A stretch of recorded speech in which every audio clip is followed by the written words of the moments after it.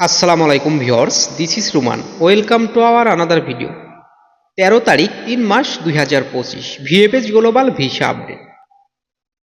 আজকে total passport reject হয়েছে 30টি এবং আজকে টোটাল পাসপোর্ট রিটার্ন হয়েছে 15টি।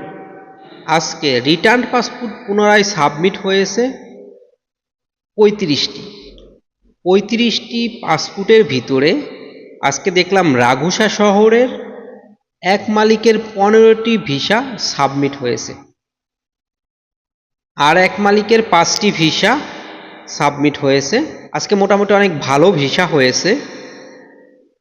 আজকে ফ্যামিলি ভিসা হয়েছে 19টি প্রায়, এবং এগ্রিকালচার ভিসা হয়েছে 33টি, স্পন্সর ভিসা হয়েছে 60টি, ডোমেস্টিক ভিসা হয়েছে 2টি, ট্যুরিস্ট ভিসা হয়েছে 1টি, স্টুডেন্ট ভিসা হয়েছে 1টি, বিজনেস ভিসা 1টি হয়নি।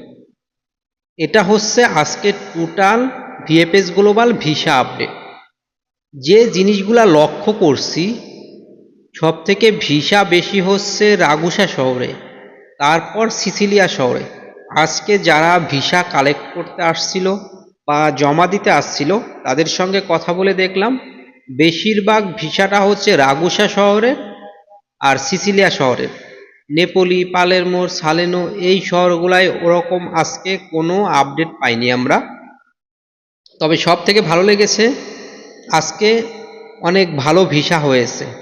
এই সপ্তাহে যতগুলা ভিসা হয়েছে এই কয়দিনে, তার থেকে আজকের ভিসাগুলা বেশি হয়েছে।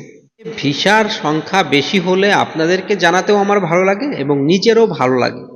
তবে আজকে একটি জিনিস খেয়াল করে দেখলাম, যে ফাইলগুলো রিজেক্ট হয়েছে এদের নীল কালারের খামের ভিতরে ফাইলগুলো দিচ্ছে, কাগজের খাম।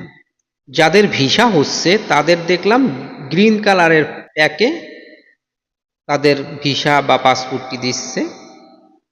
সব থেকে ভালো লেগেছে আজকে জমাও ভালো ছিল এবং কালেক্টও মোটামুটি ভালো ছিল।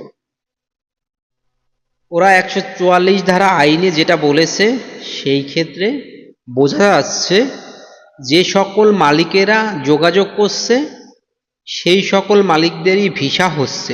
স্পিড আইডিতে পেপুত্রা থেকে আপনাকে যে নোটিশ করবে সেই নোটিশ অনুযায়ী আপনার সকল কাগজ সাবমিট করতে হবে। ওরা যেভাবে কাগজ সাবমিট করতে বলে মালিকের সেইভাবেই কাগজগুলো সাবমিট করতে হবে।